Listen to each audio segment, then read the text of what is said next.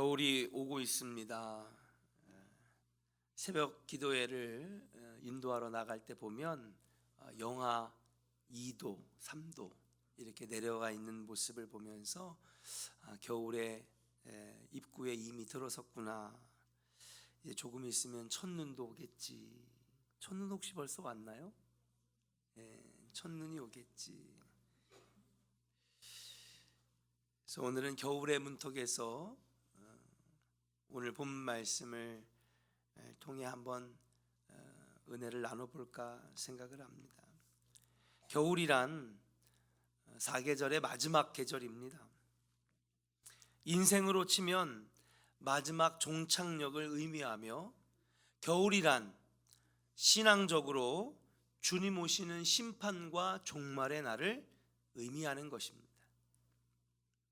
오늘 본문에 나오는 사도 바울은 생전에 가정을 갖지는 못했지만은 그에게 가까운 세 명의 벗이 있었습니다.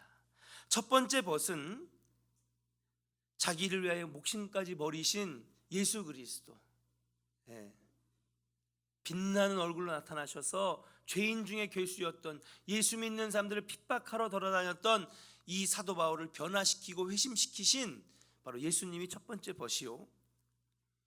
두 번째는 바울의 선교를 끝까지 따라다니면서 나중에는요 로마에까지 와서 옥살이도 같이 했던 말 그대로 신앙의 동역자 누가라고 하는 사람입니다. 이 사람의 직업은 의사였습니다. 자신의 부귀와 영화의 직업을 뒤로하고 사도 바울 진리의 말씀을 전하는 이 사람을 내가 열심히 도와야 되겠다, 내가 동역해야 되겠다. 그래서 이 의사 누가는 1차 전도여행부터 그가 옥에서 여러분 인생을 마감하는 그 마지막 순간까지 그 옆을 지켰던, 정말 말 그대로 최고의 친구, 벗 중에 벗. 나중에 사도 바울이 안질이 심해지고 간질이 심해져서 자신이 도저히 집필을 할 수 없을 때에 사도 바울은 말하고 그 옆에서 은혜의 편지들, 빌립보서, 고릴로새서, 데살로니가 전후서, 디모데 전후서, 이 편지들을 옆에서 말하면 받아 적었던 사람, 그게 바로 누가였고, 여러분들이 정말 은혜롭게 보시는 성경 사도행전을 기록한 사람도 바로 이 의사 누가라고 말씀드릴 수 있어요. 세 번째 벗은 누구냐? 세 번째 벗은 사도 바울이 자기 아들이라고까지 소개를 하는 바로 오늘 본문에 나오는 디모데라고 하는 사람입니다. 디모데는 아주 어릴 때에 사도 바울이 만났는데요, 처음 만난 장면이 어디냐? 바로 소아시아 루스드라라고 하는 곳에서 복음을 증거하다가 여러분 재판장에 끌려간 게 아니라 아예 그냥 광장으로 끌려가서요 사람들이 그냥 막 돌을 던진 겁니다. 스데반에게 돌을 던져서 죽게 한 것처럼 사도 바울에게 막 돌을 던졌어요. 여러분 어떻게 되었을까요? 사도 바울이요 몇 시간 동안 숨이 끊어졌었습니다. 그러니까 의학적으로 보면요 사도 바울은요 죽었던 상태로 갔어요. 그 사도 바울의 시신을 성문 밖으로 끌어낸 다음에 옆에서 막 울면서 가슴 졸이면서 여러분 지켜봤던 그 많은 동역자들이, 사람들이 다 떠나고 이제 죽었나 보다 하고 시신만 버려두고 간 사람을 성 밖으로 끌어내가지고 함께 둘러 모아 손을 붙잡고 사도 바울을 위해 기도하는데 다시 심장이 뛰기 시작한 거예요. 할렐루야. 근데 여전히 얼굴이 터지고 온몸에 상처가 다 찢겨졌으니 이걸 치료해야 되는데 같이 간 일행들은요 집도 없고 아무것도 없는 거예요. 그때 나타난 사람이 누구냐면 이 젊은 어린 디모데가 나타나서 자신의 집으로 이 사도 바울을 모셔다가 여러분 치료해주고 그리고 보살펴주면서 그러면서 이 집이 구원을 받게 되는 줄로 믿습니다.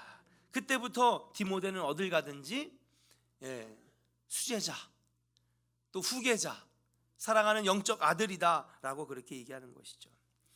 오늘 여러분들이 읽은 이 디모데 후서는요 사도 바울의 마지막 편지, 그리고 여러분들이 읽은 이 디모데 후서 4장은 어떻게 보면 사도 바울의 마지막 말이라고 말씀드릴 수가 있습니다. 여기서 눈에 띄는 것은 무엇일까요? 디모데에게 간절한 부탁을 하고 있다는 것이. 간절한 부탁. 어떤 부탁일까요? 21절에 보니까 따라합시다. 너는 겨울이 오기 전에 내게로 오라. 예, 너는 겨울이 오기 전에 내게로 오라 라고 지금 디모데에게 첫 번째 부탁을 합니다. 두 번째는 13절에 보니까 그냥 오지 말고 드로와 가보의 집에 온 거독과 가죽 종이에 쓴 책을 가지고 오라 라고 하는 그런 주문을 하고 있다라고 하는 사실이에요. 사랑하는 여러분, 오늘 본문 말씀을 통하여서 겨울이 오기 전에, 어떻게 보면 지금 저희들은 추워지는 겨울에 들어가고 있는데요, 단순히 쌀쌀해지고 영하로 떨어지는 그런 추위를 느끼는 겨울이 아니라 오늘 본문의 영적 의미를 살펴보면서 여러분, 겨울로 들어가는 우리들이 다시 한번 정말 하나님 앞에 신앙으로 온전히 서는 놀라운 은혜가 있기를 주의 이름으로 간절히 축원합니다. 오늘 본문 말씀, 디모데에게 겨울이 되기 전에 와라, 그래서 몇 가지 부탁과 권면에 하신 말씀을 통하여 우리가 깨달을 수 있는 영적 교훈은 뭐냐? 첫 번째는 따라합시다. 겨울이 오기 전에 거듭나야 합니다. 변화받아야 합니다. 할렐루야. 겨울이 오기 전에 거듭나야 한다는 거예요. 기독교는 변화의 종교입니다. 예수를 믿으면 변화가 시작이 되는 것이죠. 인격이 변화되고 성품이 달라지고 말과 행동, 우리의 삶이 달라지는 것이 바로 예수 믿고 구원받고 거듭나면 이루어지는 변화라고 말씀드릴 수가 있는 것입니다. 이 변화를 위해서 우리는 여러분 신앙생활을 하는 거예요. 여러분 교회 왜 나오십니까? 교회 왜 나오시는 거예요? 변화받아, 거듭나서, 할렐루야, 구원받아 천국 가는 것이 우리 신앙생활의 첫 번째 목표인 줄로 믿습니다. 찬양 잘하는 거 중요하죠. 구제와 봉사하는 거 중요합니다. 맡겨진 사명 잘 감당하는 것 중요하죠. 그러나 사랑하는 여러분, 우리가 거듭나고 변화받아 그리고 구원받아 죄인에서 의인이 되어 하나님 나라에 들어가지 못한다면 우리의 신앙생활은 아무 의미가 없다라고 하는 사실. 사랑하는 조은의 성도 여러분, 거듭나서 변화되어 하나님 나라에 들어가는 구원의 백성 되시기를 주의 이름으로 간절히 축원합니다.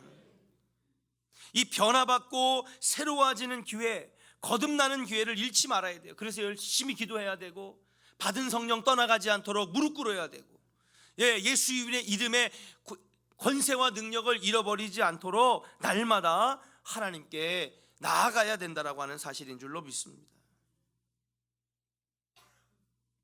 이 변화의 기회, 거듭남의 기회를 놓치지 말아야 된다라고 하는 사실이에요. 근데 많은 분들이 이 변화와 거듭남의 기회를 놓치고 있다. 어떤 분들에게 전도를 하다가 그런 분을 만났어요. 이제 교회 나오셔야죠. 저 조원교회 잘 알아요. 서정달 목사님도 잘 알고요. 한마디로 이 조원동의 터줏대감이신 것 같아. 조원교회 역사를 다 알고 계셔. 한 40년 됐을까? 아주 그냥 창립일도 마치시고. 그럼 이제 교회 나오셔야죠. 나가야지. 근데 내가 환갑잔치는 좀 하고 나갈게. 또 만났어요.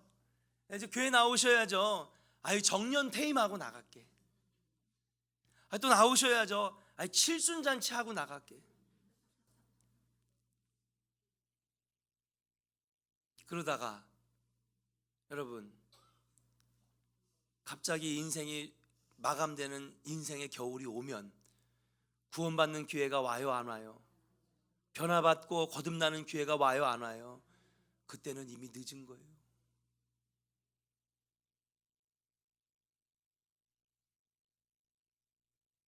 사랑하는 여러분, 여러분 가족들에게 할 수만 있다면 예수 믿고 구원받자고, 거듭나서 하나님 나라 들어가자고 꼭 권면하시기를 주의 이름으로 간절히 축원합니다. 여러분들에게 어린 자녀가 있다면, 젊은 청년 자녀들이 있다면 여러분 꼭 어릴 때부터 예수 믿게 하시기를 주의 이름으로 간절히 축원합니다. 뇌 연구를 살펴보면 사람의 생각의 구조, 이 띵킹 시스템은 45살이 되면 이미 딱 굳어집니다. 네. 그래서 이 생각의 구조, 인식의 변화가 잘 이루어지지 않아요. 그래서 생각이 딱 고정됩니다. 딱 생각이 고정이 되면요, 이걸 바꾸기 힘들고요, 생각과 인식이 딱 고정되다 보니까 삶이 정형화되는 거 그대로. 여러분 10대 20대들을 보면요, 행동을 예측하기가 어려워요. 왜? 걔네들은요 항상 생각이 열려있기 때문에. 근데 여러분 나중에 생각이 정형화되고 딱 굳어지면은요, 여러분 저도 이제 나이를 먹어가지만 삶이 어떻게 될까요? 단순해져요. 왜요? 예, 생각이 굳어지니까 우리의 생활도, 삶의 패턴도 굳어지는 것이죠. 그래서 나이가 들면은요, 죄송하지만 생각이 굳어져서 새로운 생각, 창조적인 아이디어들이 나오기가 어려운 거예요. 신앙생활도 마찬가지입니다. 신앙이라는 것도 할 수 있다면 어릴 때부터, 젊을 때 형성이 되면 여러분 그 안에 들어간 하나님, 여러분 떠나지 않는 역사가 일어나게 될 줄로 믿습니다. 예, 교회 성장 연구소에서 설문조사를 했는데, 당신은 회심을 언제 경험했습니까? 당신은 예수를 언제 만났습니까? 당신은 언제 예수 믿고 구원의 확신을 경험했습니까? 물어보니까 80% 이상이 중고등학교 때라는 거예요. 물론 30대에도 40대에도 50대에도 70대에도 80대에도 여러분 거듭나고 변화되고 구원받는 역사가 나타납니다. 그러나 왜 80% 이상이 중고등학교 때 될까요? 그때는 여러분 회개하기도 쉽고 열려진 마음에 예수님을 영접하기도 쉽기 때문인 줄로 믿습니다. 그러나 시간이 흐르면 흐를수록 여러분 자신의 고집과 생각이 다 정해져 있기 때문에 여러분 그 사이에 예수님이 들어갈 틈이 없어지는 거죠. 마치 보수의 선분들은 진보에서 아무리 얘기를 해도 절대 안 받아들여요. 진보에 계신 분들에게 보수의 분들이 가서 아무리 얘기를 해도 받아들여요, 안 받아들여요? 다 거짓말이라고, 음모라고, 하나도 양보 안 하고 팽팽하게 맞섭니다. 왜요? 이미 거기에 딱 굳어져 있습니다. 너는 청년의 때에 하나님을 경외하는 것을 기뻐하라는 말씀은 하나님께서 사람의 생각과 마음을 잘 아시기 때문에 주신 말씀인 줄로 믿습니다. 자, 그러면 이런 얘기를 왜 하느냐? 여러분 한번 따라 합시다. 회심과 구원도 때가 있습니다. 할렐루야. 우리 옆 사람에게 한번 악수하면서 축복하겠습니다. 거듭나고 변화되는 것도 다 때가 있습니다. 맞습니까? 안 맞습니까?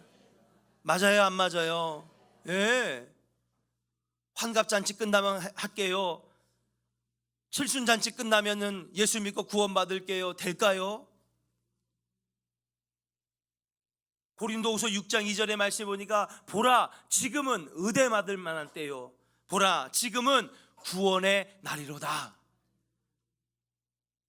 나중에 인생의 겨울이 오고요, 예수님이 심판과 종말의 때에 구름 타고 오시면 그때는 거듭나고 싶어도, 예수 만나고 싶어도, 회심하고 싶어도 여러분 때를 잃어버리기 때문에 여러분 구원의 때를 놓치면 지옥 갈 수밖에 없다라고 하는 사실인 줄로 믿습니다.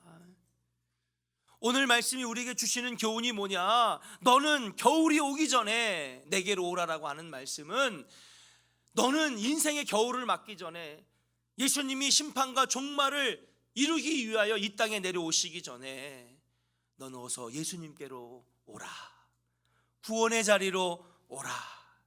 심판과 종말이 오기 전에 주님 만나 거듭나고 변화받아라 라고 하는 의미를 우리에게 안겨주시는 말씀이라고 볼 수 있는 줄로 믿습니다. 주님이 오시는 종말이라고 하는 겨울이 와버리면 이미 때는 늦은 것입니다. 심판과 종말, 구름 타고 오시는 재림 예수를 만나기 이전에 여러분 변화받고 성화의 인생을 살아가시기를 주의 이름으로 간절히 축원합니다. 여러분 오늘 깊게 한번 생각해 보세요. 과연 나는 회심했는가? 자, 우리 가슴에 이렇게 한번 손을 얹고, 여러분 중요한 문제입니다, 여러분. 예? 우리 혹시 기력이 없어서 눈 감으신 어르신들도 딱 가슴에다 손을 얹으세요. 예. 자, 따라합시다. 과연 나는 회심하고 구원받은 인생인가? 중요한 거예요. 예. 아니면 이게 없다면 우리는 그냥 종교생활, 명상과 마음의 평안을 위해서 다니는 마치 액세서리 하나 더 추가한 신앙생활일 수밖에 없다라고 하는 사실. 다시 원점으로 돌아갑시다. 가장 중요한 것부터 다시 시작해야 될 줄로 믿습니다. 과연 나는 구원받은 백성, 나는 과연 하나님 앞에 지금 거듭나 있는가? 이 문제가 해결이 안 되고 이 성화의 삶을 살아가지 못한다면, 여러분 마지막에 넌 뭐 하다가 왔느냐? 저 열심히 교회 다녔는데요. 이 구원의 확신, 회심의 체험, 거듭남의 은혜가 없다면 우리는 신앙생활이 의미 없는 신앙생활일 수밖에 없고, 마지막에 여러분 슬퍼하며 울며 이를 가는 안타까운 성경에 나오는 기름 준비하지 못한 5 처녀, 주인의 잔치에서 쫓겨난 안타까운 심령들이 될 수밖에 없는 줄로 믿습니다. 겨울이 오기 전에, 심판과 종말의 때가 오기 전에 예수 믿고 변화받고 거듭나서 구원의 확신을 가지신 성화의 인생을 살아가시기를 주의 이름으로 간절히 축원합니다. 두 번째입니다. 한번 따라 합시다. 겨울이 오기 전에 선을 많이 행하라. 할렐루야. 오늘 말씀이 던져주시는 말씀은 뭐냐면, 인생의 겨울이 오기 전에 뭐 하라는 거예요? 선행을 많이 행하라고 하는 것입니다. 사도 바울은 자신의 경험으로 보니 겨울에 항해를 하는 것은 위험하다라고 판단을 해서 아마 겨울이 오기 전에 디모데야 와라 그랬던 것 같습니다. 여러분도 아시다시피 마지막 4차 전도 여행 때 사도 바울은 여러분 로마로 압송돼 갔잖아요. 재판을 받고, 여기서 재판이 안 되니 로마 황제 앞에 가서 재판을 받자. 그래서 로마 시민권을 가진 이 사도 바울은 이제 로마로 압송됩니다. 그때가 겨울이었어요. 그러다 보니까 여러분 큰 풍랑을 만나 여러분 배가 부서지고 난파되어서 여러분 섬에, 아마 제가 기억하기는 멜리데 섬이라고 알고 있습니다. 여기서 원주민들을 만나서 여기서도 복음 전해서 멜리데 섬을 변화시키잖아요. 그런데 자신이 한번 고생했던 것을 기억하니까 로마 감옥에 갔을 때, 야, 겨울에는 절대로 배 타지 말아라 디모데야, 그러면서 겨울 전에 오라고 지금 요청하고 있습니다. 그런데 그 겨울이 되기 전에 오라고 하는 급한 가정 가운데에서도 3가지를 요구하시는 거예요. 11절에 보니까 우리 한번 같이 읽어볼까요? 11절 읽겠습니다. 시작. 누가만 나와 함께 있느니라. 내가 올 때에 마아가를 데리고 오라. 자, 너 혼자만 오는 게 아니라 누구를 데리고 오라고요? 마가를 데리고 오라고 하는 거예요. 마가는요, 여러분 1차 전도여행 때 난 도저히 못하겠습니다. 난 그냥 이거 못하겠습니다. 집으로 돌아가고 도망간 사도 바울의 동역자였습니다. 그 사도 바울은요, 이런 사람을 데리고 사역 같이 못하겠다. 근데 스데반은 기회를 주자고 그래서 서로 말다툼을 하다가 여러분 스데반이래요. 같이 신앙의 동료였던 이 바나바, 이 사람과 헤어지게 되죠. 그리고 여러분 마가를 자신의 동역자에서 리스트에 제외합니다. 근데 이 마가가 나중에 변화되었어요. 그래서 정말 귀한 일꾼이 되었습니다. 이 사람 데리고 오라고 하는 거예요. 두 번째 부탁을 합니다. 13절을 한번 같이 읽어볼까요? 13절 같이 읽어보겠습니다. 시작. 내가 올 때에 내가 드로아 가보의 집에 둔 겉옷을 가지고 오고, 또 책은 특별히 가죽 종이에 쓴 것을 가져오라. 바쁜데 지금 로마에 오는 것만 해도 몇 달이 걸리는 긴 여행인데, 이 올 때에 자기 혼자 오는 게 아니라 마가도 데려오고, 그 다음 또 어디예요? 드로아에 들려서, 여러분 드로아는 트로이라고 하는 도시인데, 이 트로이라고 하는 도시에 가서 뭐 하라는 거예요? 고도 타고 또 뭐 가져오래요? 가죽 종이에 쓴 것을, 가죽 종이에 쓴 책을 가져오라고 하는 거예요. 아니 겨우 겉옷이랑 가죽 종이에 쓴 책을 가지고 오라고 여러분 이 트로이라고 하는 도시에 먼 데다가 보내는 거예요. 19절입니다. 세 번째 부탁을 하죠. 디모데에게 같이 읽어보겠습니다. 19절 시작. 브리스가와 아굴라와 및 오네시보로의 집에 문안하라. 여기에 문안에서 격려하고 위로하고 사도 바울의 마음을 증거하라라고 그렇게 이야기하고 있다라고 하는 사실이에요. 바울을 위한 부탁을 들어달라는 이 말씀, 여러분 여기 분명한 영적 의미가 담겨져 있다고 볼 수가 있습니다. 겨울이 오기 전에 로마로 오는 것뿐만 아니라 오면서도 이 세 가지의 부탁을 들어달라는 거죠. 다시 말하면 할 수 있는 대로 인생의 겨울, 영적인 겨울, 심판과 종말이 오기 전에 마치 디모데가 사도 바울을 위하여 좋은 일, 선한 일을 했던 것처럼 너희들도 인생의 겨울이 오기 전에, 심판과 종말이 오기 전에 하나님의 영광을 위하여, 또 옆에 있는 낙심하고 어렵고 힘든 이웃을 위하여, 성도를 위하여, 교회를 위하여 선하고 복된 일, 하나님께 영광되는 일들을 감당하라고 하시는 말씀이라고 볼 수 있는 줄로 믿습니다. 마가를 데리고 오라고 하는 것은 무엇일까요? 마가를 귀한 일꾼 삼고, 비록 옥중이지만 옥에서 그를 훈련시켜 귀한 일꾼을 만들게 하기 위한 사도 바울의 계획인 줄로 믿습니다. 겉옷을 가지고 오라고 하는 것은 무엇입니까? 그리고 가죽 종이에 쓴 책을 가지고 오라고 하는 것은 무엇입니까? 이 겉옷은요, 그가 수만 킬로를 다니면서 수백 개의 교회를 세우고 엄청나게 많은 사람들에게 복음을 증거할 때 입었던 이 겉옷, 내가 이제 조금 있으면 죽을 인생인데 내 유품들을 좀 챙겨와다오. 유품 챙겨오는 거예요. 세 번째, 내가 이제 욕중에 있지만은 정말 내가 고맙게 생각하는 사람, 나를 정말 옆에서 잘 도와줬던 신앙의 이 동역자들에게 내 대신 문안해주고, 내 대신 격려해주고, 내 대신 그들에게 인사해주기를 부탁한다. 다 이 세 가지가 사도 바울을 위한 일이었다라고 하는 선행입니다. 사도 바울의 용기가 되는 행동이라고 말씀드릴 수가 있는 것입니다. 마찬가지로 겨울이 오기 전에 이 선한 행동을 하라고 하는 것은 우리도 여러분 선한 행동을 할 때에, 또 구제할 때에, 봉사할 때에 여러분 아무 때나 할 수 있는 것이 아니라 겨울이 오기 전에 해야 한다는 것이죠. 우리 옆 사람에게 한번 축복하겠습니다. 귀한 일, 사명 감당은 아무 때나 할 수 있는 것이 아닙니다. 할 수 있을 때에 하겠습니다. 할렐루야.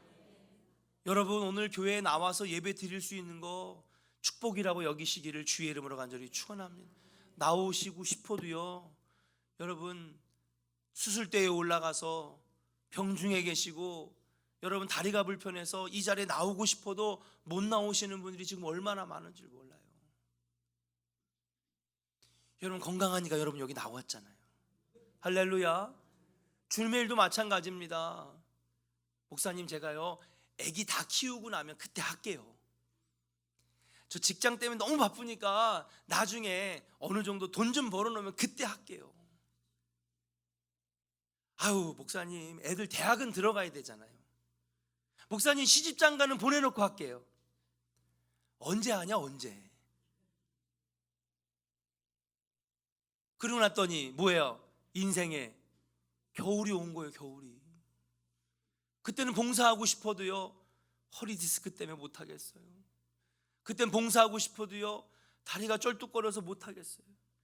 그때는 주님께 봉사하고 싶어도요 관절염 때문에 못하겠어요. 사랑하는 여러분, 우리가 선한 일, 복된 일, 사명 감당 아무 때나 할 수 있는 게 아니에요. 너는 겨울이 오기 전에 내게로 오라고 너는 겨울이 오기 전에 나를 위하여 이 선한 일들을 행하라고 하신 것은 어떻게 보면 영적인 의미로 볼 때 사랑하는 성도들이요, 인생의 겨울이 오기 전에 예수님이 심판주로 이 땅에 오시기 전에 너희들은 할 수 있는 대로 선을 행하라. 예, 이웃을 위하여 땀방울을 흘려라. 구제와 봉사에 참여하라고 하는 은혜의 말씀인 줄로 믿습니다. 요한복음 12장에 보면요, 마리아가 값진 향유 300데나리온을 가지고 향유를 사서 예수님 발 아래 붓습니다. 그리고 자신의 머리카락으로 예수님 발을 닦아드리죠. 여러분, 이때 제자들이 난리가 났습니다. 이 사람이 말이야 지금 정신이 나갔나? 장정 한 명이 한 푼도 쓰지 아니하고 뭐하는, 지금으로 보면 4천만 원에서 5천만 원 되는 돈에 어마어마하게 비싼 향유를 한 번에 1초 만에 딱 들이붓고 예수님 발을 닦아주는 모습을 보면서 이걸 가지고 가난한 사람 도와주면 얼마나 좋냐고. 그러니까 예수님께서 제자들에게 이 여인을 나무라지 말아라. 가난한 사람들은 너희와 항상 옆에 있겠지만은 나는 너희들과 항상 같이 있지 아니하리라. 뭐예요? 내일이 되면 붙잡혀 가고 내일 모레가 되면 어떻게 돼요? 자기는 십자가에서 죽을 인생이기 때문에, 너희들은 앞으로도 얼마든지 선한 사람들 도울 수 있겠지만은 이 나를 위하여 이 아름다운 선행을 하는 이 여인의 가는 이 죽음 앞에 장례를 치러주는 그 위로의 이 손길은 지금밖에 할 수 없는 것이다. 오히려 이 여인을 칭찬하면서 앞으로 후대에 이 여인의 이름을 잊지 말라고 축복해주는 말씀 우리가 볼 수 있는 것 아니겠습니까? 사랑하는 여러분, 우리가 선한 일, 복된 일, 하나님께 영광 돌리는 일은 아무 때나 할 수 있는 것이 아닙니다. 할 수 있는 때가 있는 것입니다. 1882년에 청년 윤치호라고 하는 사람이 있었습니다. 일찍이 서양 문물을 받아들이고, 그리고 다른 나라에 있었던 선교사들이 이 사람의 능력을 알아서 일본에 있던 선교사가 일본에서 공부하던 윤치호를 미국으로 유학을 보내게 됩니다. 유학을 마치고 당당하게 공부를 마친 다음에 내 조국을 위해 내가 헌신하리라 유학길을 끝내고 짐을 꾸리고 이제 한국으로 오는 배를 타려고, 조선으로 오는 배를 타려고 하는데 지갑을 뒤져보니까 200불이 있는 거예요. 그래서 이 200불을 가지고 가족들을 위해서 내가 써야 선물을 살까, 아니면은 나를 위해서 뭔가 좋은 걸 살까. 당시의 미국은 엄청나게 발전된 사회였기 때문에 아마 눈에 들어오는 좋은 물건들도 많았겠죠. 근데 그 순간에 하나님께서 그의 생각 속에 싹 지나가게 하는 생각이 있었어요. 너 이 돈 가지고 뭐 할래? 이 돈 가지고 뭐 할래? 미국에 가서 신앙심이 깊어졌던 윤치호는 그때 하나님 앞에 무릎 꿇고 서원하며 작정하면, 하나님, 여러분 당시에 미국에서 200달러면은요 어마어마한 돈입니다. 굉장히 큰 돈이죠. 하나님, 이 돈을 지금 하나님 앞에 서원합니다.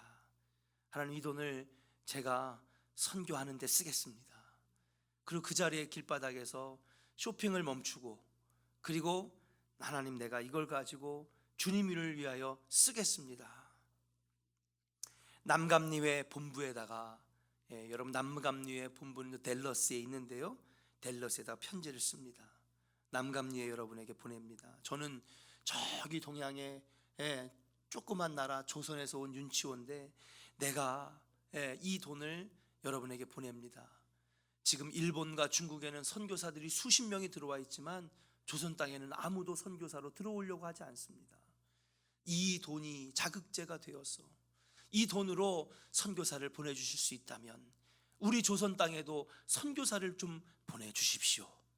선교비를 냈는데 그로부터 딱 2년 뒤에 이 200불의 돈이 마중물이 되어서 다른 교회에 소문이 나서, 야, 조선이라는 나라도 있다더라. 그 나라를 우리가 선교해야 되지 않겠느냐. 여기저기서 헌금이 모여지기 시작하고, 그래서 여러분 아펜젤러 목사님이 장로교 언더우드 선교사님과 함께 딱 2년 뒤인 1884년에 조선의 인천 내리항에 들어오게 되었다라고 하는 사실이에요. 사랑하는 여러분, 우리가 우리의 생명, 시간, 물질, 우리의 재능, 우리의 모든 것들 우리를 위해 쓸 수 있겠지만은, 사랑하는 여러분, 정말 주님을 위해 쓸 수 있는 것, 주님을 위해 헌신하고 주님을 위하여 선을 행하는 일들은 여러분 때가 있다라고 하는 사실인 줄로 믿습니다. 그렇게 할 때에 이제는 세계에서 제일 큰 대학 감리교회가 생겨지고, 이화여대, 연세대학, 배재대학교, 배재여학당이 생겨지면서 여러분 정말로 세계가 주목하는 대한민국 한국교회가 되게 되었다라고 하는 사실이에요. 기회는 날마다 오는 것이 아닙니다. 때는 날마다 오는 것이 아닙니다. 인생을 많이 사신 분들은 아마 저보다 더 잘 아는 교훈이라 생각을 합니다. 인생에는 뭐든 다 때가 있다라고 하는 사실이에요.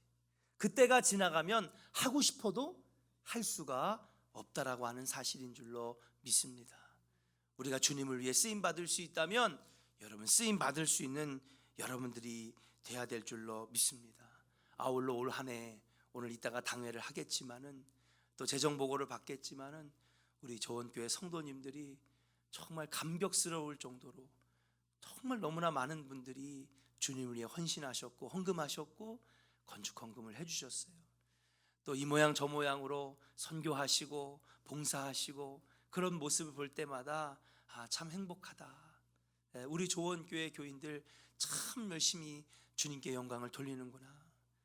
오늘 설교의 자리지만은 자리를 빌어서 감사의 말씀을 드리면서 아무쪼록 내년에는 여러분 이 건축이, 비전센터의 건축이 꼭 이루어질 수 있기를 기도해 주시면서 여러분 그 때가 왔을 때에 그 때를 놓치면 어려움이 찾아올 수밖에 없다라고 하는 사실이죠.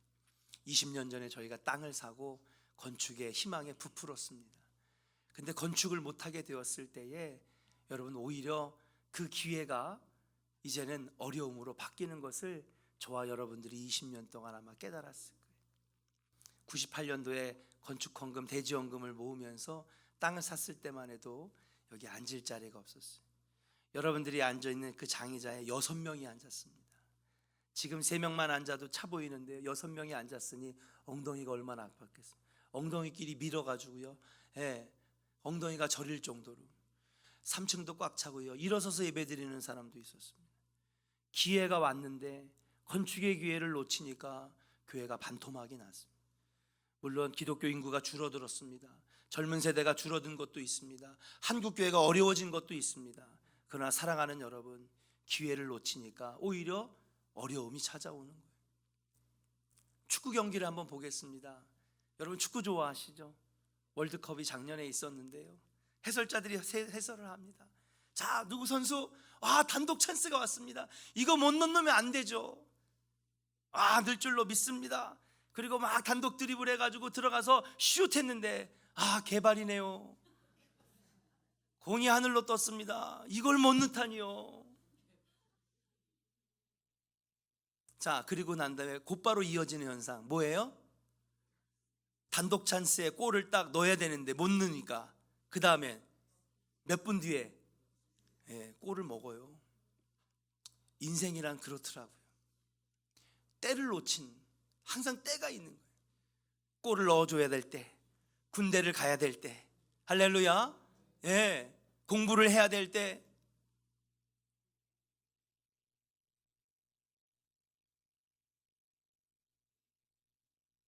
사랑하는 여러분, 여러분에게 힘이 있고 에너지가 있고 지식이 있고 그리고 여러분들에게 정말 열정이 있을 때에 마음껏 쓰임 받으시기를 주의 이름으로 간절히 축원합니다.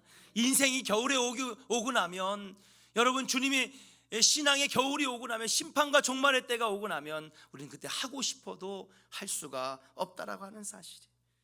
사랑하는 조원의 성도 여러분, 겨울이 오기 전에 거듭나 구원받아 하나님 나라에 들어가는 천국의 주인공 되시기를 주의 이름으로 축복하며, 여러분 신앙의 겨울이 오기 전에 마음껏 쓰임받아 하나님께 영광을 돌리는 우리 조원의 성도들이 되기를 소망하면서, 여러분 이제 겨울이 오고 있습니다. 내일 날마다 오늘 말씀을 가슴속에 새기며 쓰임 받고 하나님께 영광 돌리며 구원의 백성으로 거듭나는 복된 삶을 살아가시기를 주의 이름으로 간절히 축원합니다. 이제 하나님 앞에 예물 드리는 시간입니다. 오늘